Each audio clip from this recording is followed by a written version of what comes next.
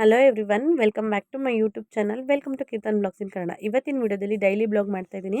ಇವತ್ತಿನ ವಿಡಿಯೋದಲ್ಲಿ ಅಪ್ಪ ಅವರು ಅಯ್ಯಪ್ಪ ಸ್ವಾಮಿಗೆಲ್ಲ ಹೋಗಿದ್ರಲ್ವ, ಅದ್ರ ಪ್ರಸಾದ ಎಲ್ಲ ತೊಗೊಂಡು ಬಂದಿದ್ದಾರೆ ಮನೆಗೆ. ಅಮ್ಮ ಮನೇಲಿ ಪೂಜೆ ಎಲ್ಲ ಮಾಡಿಬಿಟ್ಟು ಆಮೇಲೆ ನಮಗೆ ಕೊಟ್ಟು ಕಳಿಸಿದ್ದಾರೆ ಪ್ರಸಾದ ಎಲ್ಲ. ಅದ್ರ ಜೊತೆ ಸ್ವಲ್ಪ ಆಟ ಸಾಮಾನುಗಳೆಲ್ಲ ತಂದಿದ್ರು ಮಕ್ಳಿಗೆ ಇಷ್ಟ ಅಂದ್ಬಿಟ್ಟು ಅವ್ರ ತಾತ. ಅದರಲ್ಲಿ ಇದನ್ನು ಲೈಟ್ ಬರುತ್ತಲ್ಲ, ಇದನ್ನು ಹೇಳ್ಕೊಡ್ತಾಯಿದ್ರು ಯಾವ ರೀತಿ ಆಟ ಆಡೋದು ಅಂತ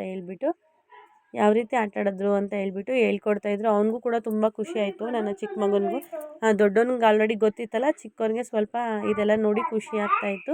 ಇದ್ರ ಜೊತೆ ಸ್ವಲ್ಪ ಹೊತ್ತು ಆಟ ಆಡ್ಕೊಂಡು ಕೂತಿದ್ರು. ಆರಾಮಾಗಿದ್ದ ಅವನು, ಈ ಟೈಮಲ್ಲೆಲ್ಲ ಆರಾಮಾಗೇ ಇದ್ದ. ನೋಡಿ, ನಿಮಗೆ ಗೊತ್ತಾಗ್ತಾ ಇರ್ಬೋದು ಅವನ ಆ್ಯಕ್ಟಿವ್ನೆಸ್ ಎಲ್ಲ ತುಂಬಾ ಚೆನ್ನಾಗಿದ್ದ.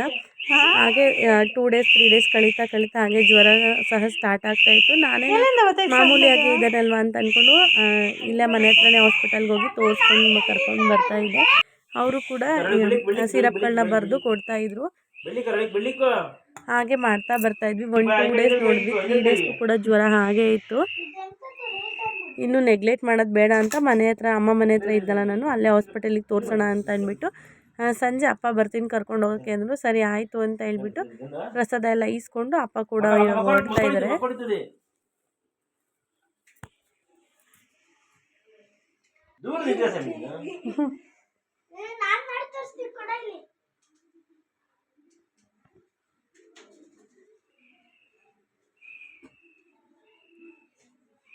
ಇನ್ನೂ ಜೋರಾಗಿ ನೋಡಬೇಕು.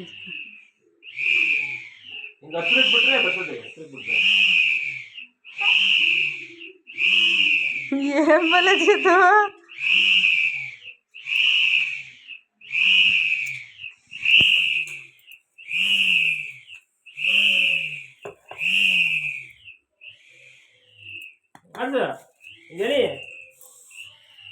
ಮಕ್ಕಳಿಗೆ ಕಿತ್ಕೊಂಡ್ಬಿಟ್ಟೆ ಮಗ ಕಿತ್ಕೊಂಡೋಗ್ರೆ.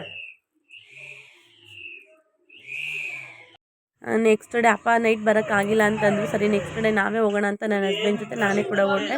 ಮನೆಗೆ ಹೋದ ತಕ್ಷಣ ಸ್ವಲ್ಪ ಸುಸ್ತಾಗಿದ್ದ ನನ್ನ ಮಗ ಅಂದ್ಬಿಟ್ಟು ನನ್ನ ತಮ್ಮ ಎಲ್ಲ ಎಳ್ನೀರೆಲ್ಲ ಕಟ್ ಮಾಡಿ ಕೊಟ್ಟ ಎಲ್ಲರಿಗೂ ಕುಡಿಲಿಕ್ಕೆ ಅಂತ. ನನ್ನ ತಂಗಿ ಮಗ ಎಳ್ನೀರನ್ನ ಕುಡಿ ಅಂತಂದರೆ ಬೇಡ ಅಂತ ಎಲ್ಲ ಚೆಲ್ಲಾಡ್ತಾ ಇದ್ದ. ಅವ್ನು ಕೂಡ ಹಾಗೆ ಗದ್ರಿ ಆಟ ಆಡಿಸ್ಕೊಂಡು ಎಲ್ಲರಿಗೂ ಎಳ್ನೀರೆಲ್ಲ ಕುಡಿಸ್ತಾ. ನೆಕ್ಸ್ಟ್ ಸರಿ ನನ್ನ ತಮ್ಮನೇ ಕರ್ಕೊಂಡು ಹಾಸ್ಪಿಟ್ಲಿಗೆ ಹೋದೆ. ಅಲ್ಲಿಂದ ಚೆಕಪ್ ಮಾಡಿಸ್ಕೊಂಡು ಮನೆಗೆ ಬಂದೆ.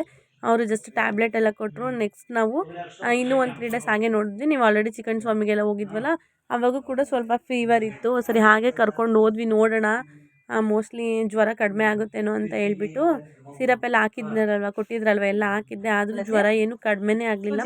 ಸರಿ ನೆಕ್ಸ್ಟ್ ನೆಗ್ಲೆಕ್ಟ್ ಮಾಡೋದು ಬೇಡ, ಬ್ಲಡ್ ಟೆಸ್ಟ್ ಮಾಡಿಸೋಣ ಅಂತ ಹೇಳ್ಬಿಟ್ಟು ಡಾಕ್ಟ್ರು ಕೂಡ ಬ್ಲಡ್ ಟೆಸ್ಟ್ ಬರ್ಕೊಟ್ಟು ಅದರಲ್ಲಿ ಇವನಿಗೆ ಸ್ವಲ್ಪ ಬ್ಲಡ್ ಎಲ್ಲ ಕಡಿಮೆ ಇದೆ ಅಂತ ಬಂತು. ಸರಿ ಜ್ವರ ಕೂಡ ಬಿಟ್ಟು ಬರ್ತಾಯಿತ್ತು. ಸರಿ ನೆಗ್ಲೆಕ್ಟ್ ಮಾಡೋದು ಬೇಡ ಅಂತ ಹೇಳ್ಬಿಟ್ಟು ನಮ್ಮ ಮನೆ ಹತ್ರನೇ ನಿಯರ್ ಬೈ ಇರೋ ಹಾಸ್ಪಿಟಲ್ ಅಡ್ಮಿಟ್ ಮಾಡಿಬಿಡೋಣ ಅಂತ ಹೇಳ್ಬಿಟ್ಟು ಡಿಸೈಡ್ ಮಾಡಿಕೊಂಡು ಅಡ್ಮಿಟ್ ಮಾಡಿದ್ವಿ. ಫಸ್ಟ್ ಡೇ ಅಂತೂ ನನ್ನ ಮಗ ಏನೂ ರೆಸ್ಪಾನ್ಸೇ ಇಲ್ಲ. ನಮಗೂ ಕೂಡ ವಿಡಿಯೋಗಳು ಮಾಡ್ಕೊಳಕ್ಕಾಗಿಲ್ಲ. ಆ ವಿಡಿಯೋಗಿಂತ ಅವನ್ನ ನೋಡೋದೇ ಆಯಿತು. ನನಗೂ ಕೂಡ ತುಂಬ ಅಳು ಬಂದಂಗೆ ಆಗ್ಬಿಡ್ತು. ಇವನ್ನ ನೋಡಿ ಈ ರೀತಿಯಾಗಿ ನೋಡಬೇಕಲ್ಲಪ್ಪ ದೇವರೇ, ಹೊಸ ವರ್ಷದ ದಿನ ಅನ್ನೋ ಥರ ಆಗೋಯ್ತು. ಸರಿ ಅವನ್ನ ನೋಡ್ಕೊಂಡಿದ್ದೆ. ನನಗೂ ಕೂಡ ತುಂಬಾ ಹುಷಾರಿಲ್ಲ. ನನ್ನನ್ನು ಕೂಡ ಅಮ್ಮನೇ ನೋಡ್ಕೊತಾ ಇದ್ರು. ಅಮ್ಮನ ಜೊತೆ ಆಂಟಿ ಅಡುಗೆ ಮಾಡಿ ಹಾಸ್ಪಿಟಲ್ಗೆಲ್ಲ ಕೊಟ್ಟು ಕಳಿಸ್ತಾ ಇದ್ರು. ಫಸ್ಟ್ ಡೇ ಸೆಕೆಂಡ್ ಡೇ ಹಾಸ್ಪಿಟ್ಲಲ್ಲಿ ಅಮ್ಮನೇ ಇದ್ದರು. ಅಮ್ಮ ಇವಾಗ 3ನೇ ದಿನ ಇದು. ಆ 3ನೇ ದಿನ ಅಮ್ಮ ಸರಿ ಮನೆಗೆ ಹೋಗ್ತೀನಿ ಅಂತ ಹೇಳ್ಬಿಟ್ಟು ಸ್ವಲ್ಪ ಬಟ್ಟೆ ಎಲ್ಲ ವಾಶ್ ಮಾಡಿಬಿಟ್ಟು ಬರ್ತೀನಿ ಅಂತ ಹೇಳ್ಬಿಟ್ಟು ಟಿಫನ್ ಮುಗಿಸ್ಕೊಂಡು ಹೊರಟರು. ಇವಾಗ ನಾನು ಸ್ವಲ್ಪ ಆರಾಮಾಗಿದ್ದಲ್ಲ ಅಂತ ಆ ವಿಡಿಯೋನ ಮಾಡ್ಕೊಂಡೆ. ಸ್ವಲ್ಪ 4ನೇ ದಿನದ ವಿಡಿಯೋ.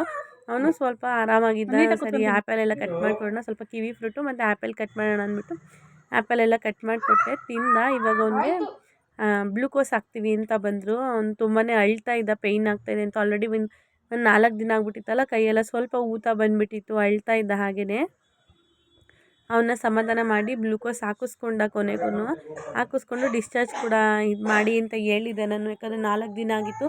ನನ್ನ ದೊಡ್ಡ ಮಗನೂ ಕೂಡ ನೋಡ್ಕೊಬೇಕಾಗಿತ್ತು.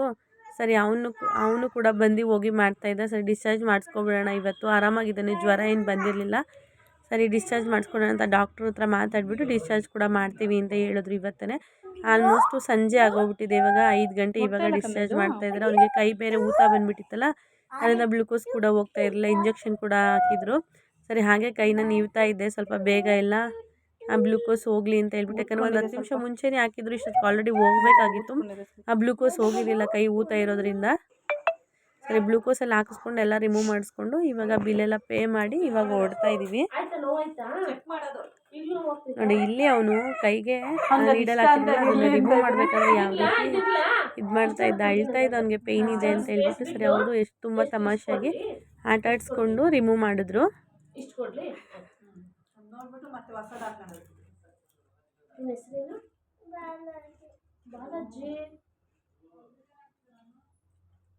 ಸ್ಕೂಲಿಗೆ ಹೋಗ್ತೀಯ ನೀನು?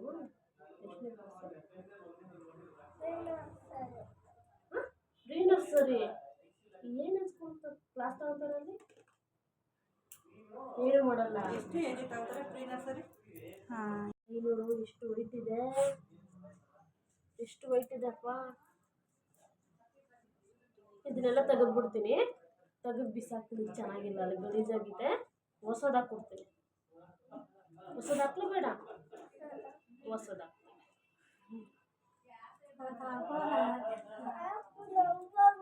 ಆಯ್ತಾಯ್ತು, ಹೊಸದು ಹಾಕ್ತೀನಿ ಬಿಡು.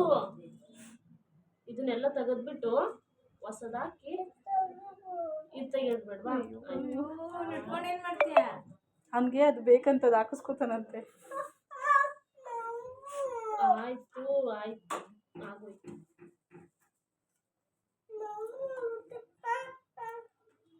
ನೋಡಿಲ್ಲ, ಚೆನ್ನಾಗಿಲ್ಲಲ್ಲ ಇದು. Full white ಹಾಕ್ಕೊಡ್ಲಾ? ತೆಗೆದ್ಬಿಟ್ಟಿದ್ದಾನು ಅಷ್ಟು ಫುಲ್ಲು ವೈಟ್ ಇರೋದು ಹಾಕ್ಕೊಡ್ತೀನಿ ನನಗೆ.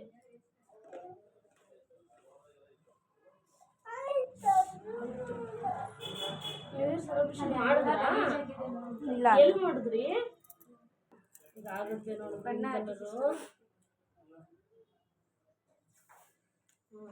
ಹಂಗೆ ಇರು.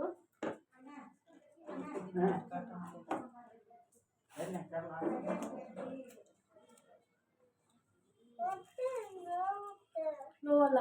ಗ್ರೀನ್ ಕಲರ್ ಮಾಡ್ಲಾ ಬೇಡವಾ ಹೇಳಕ್ಕೆ? ಹಾಂ, ಗ್ರೀನ್ ಕಲರ್ ಮಾಡ್ತೀನಿ ನೋಡಿ. ಇವಾಗ ಇದನ್ನು ಪೂರ್ತಿ ತೆಗೆದು ಆಯಿತು. ನಿಮ್ಮ ಫ್ರೆಂಡ್ಸ್ ಹೆಸ್ರೇನು? ಫ್ರೆಂಡ್ಸ್ ಇಲ್ಲ ನಿಮಗೆ? ಸಿಂಗಲ್ಲು? ಆಯ್ತು ಆಯ್ತು ಆಯ್ತು.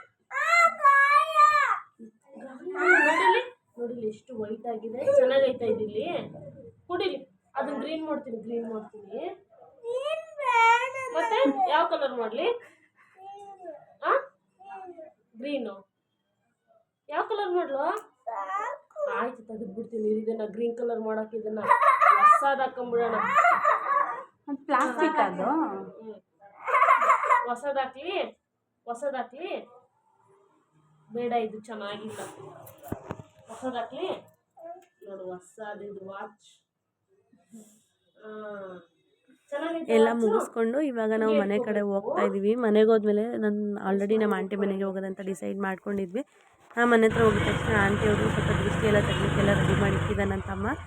ಪಾಪುಗೆ ಸ್ವಲ್ಪ ಕೆಂಪು ನೀರೆಲ್ಲ ಆರತಿ ಎಲ್ಲ ಮಾಡಿ ದೃಷ್ಟಿ ಎಲ್ಲ ಒಳಗಡೆ ಕರ್ಕೊಂಡಿದ್ದಾಯಿತು. ಅವತ್ತಿನ ದಿನ ಯಾವುದೇ ರೀತಿ ವಿಡಿಯೋ ಮಾಡೋಕ್ಕಾಗಿಲ್ಲ. ಫುಲ್ ರೆಸ್ಟ್ ಬೇಕು ಅಂತ ಅನ್ನಿಸ್ತು. ಫುಲ್ ಎಲ್ಲರೂ ಮಲ್ಕೊಂಡಿದ್ದಾಯಿತು. ನೆಕ್ಸ್ಟ್ ಡೇ ಬೆಳಗ್ಗೆನೇ ಇದ್ದು ಸ್ನಾನ ಮಾಡ್ಕೊಂಡು ಮಕ್ಕಳನ್ನ ಸ್ವಲ್ಪ ದೇವಸ್ಥಾನಕ್ಕೆಲ್ಲ ಕರ್ಕೊಂಡು ಹೋಗೋಣ. ಹೊಸ ವರ್ಷ ದಿವಸನೇ ಹಾಸ್ಪಿಟ್ಲಲ್ಲಿ ಇದ್ವಲ್ಲ, ಯಾವುದೇ ದೇವಸ್ಥಾನಗಳಿಗೆ ಹೋಗೋಕ್ಕಾಗಿಲ್ಲ ಅಂತ ಜಾಲಹಳ್ಳಿ ಕ್ರಾಸಲ್ಲಿರೋ ಅಯ್ಯಪ್ಪ ಟೆಂಪಲ್ ಹತ್ರ ಬಂದ್ವಿ. ಅಯ್ಯಪ್ಪ ಟೆಂಪಲಲ್ಲಿ ಅಲ್ಲಿ ವಿಡಿಯೋ ಅಲೋ ಇಲ್ಲ ಅಂತ ಹೇಳಿದರು. ನಾನು ಆಲ್ರೆಡಿ ಸ್ವಲ್ಪ ಮಾಡೋಣ ಅಂತ ಟ್ರೈ ಮಾಡಿದೆ.